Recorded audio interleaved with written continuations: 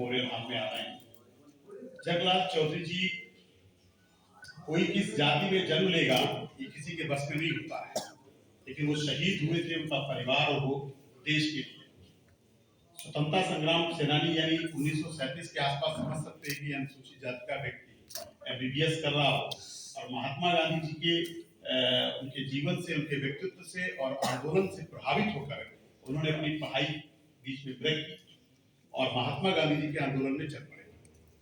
1942 में भारत छोड़ो आंदोलन में एक बड़ी घटना ये हुई कि उनको अंग्रेजों ने जेल कर रखी थी और उस समय उनका जो बेटा इंद्रदेव चौधरी, उसको पुलिस यानी अंग्रेजों ने उसे गोली मारकर उसकी हत्या कर दी गई थी, वो शहीद हो गए थे। और उस समय जगलाल चौधरी जी जेल में थे और जेल से पैरोल में जब बाहर आते हैं तो उनके मुख से जो एक शब्द आता है वो इस देश के आने वाली पीढ़ी के लिए एक प्रेरणा है।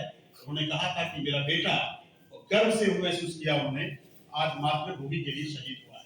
वो रोए नहीं थे, उन्होंने कहा था कि मेरे बेटे ने भारत माता का कर्ज निभा दिया। तो ऐसे स्वतंत्रता संग्राम सेनानी, ऐसे भारत छोड़ो आंदोलन से पूरा परिवार जुड़ है और निश्चित तौर पर राजनीतिक उपलब्धि उनकी ये है कि वो जो पहली सरकार बनती है 1937 में, उसमें वो एक स्वास्थ्य मंत्री और आबकारी मंत्री के रूप में वो देश में राजनीतिक सेवा भी करते हैं। पूरा जीवन काल वो कांग्रेस से जुड़े रहे, कांग्रेस की विचारधारा से जुड़े रहे और बिहार की धरती के जो भी महापुरुष जो आजादी के परवाने रहे कि ज्ञात अज्ञात तमाम शहीदों ने इस आजादी को कैसे हासिल किया था। आज तो ऐसी शक्तियां हैं जो आजादी का मतलब नहीं समझते हैं, वो आजादी को समझ ही नहीं रहे हैं। तो इसलिए कांग्रेस पूरे देश में आजादी के परवाने की तरह बिहार में जननायक राहुल गांधी जी आ रहे हैं और 5 फरवरी को 1895 को यानी कि बाबा साहब अम्बेडकर के समकालीन थे।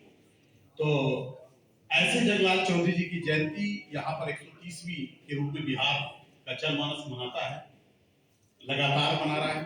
तो 5 फरवरी को इस बार कांग्रेस के लिए यह है कि इसको आयोजक लोग जो थे वो कांग्रेस के जननायक राहुल गांधी जी को यानी कांग्रेस के उससे मनाना चाहते थे।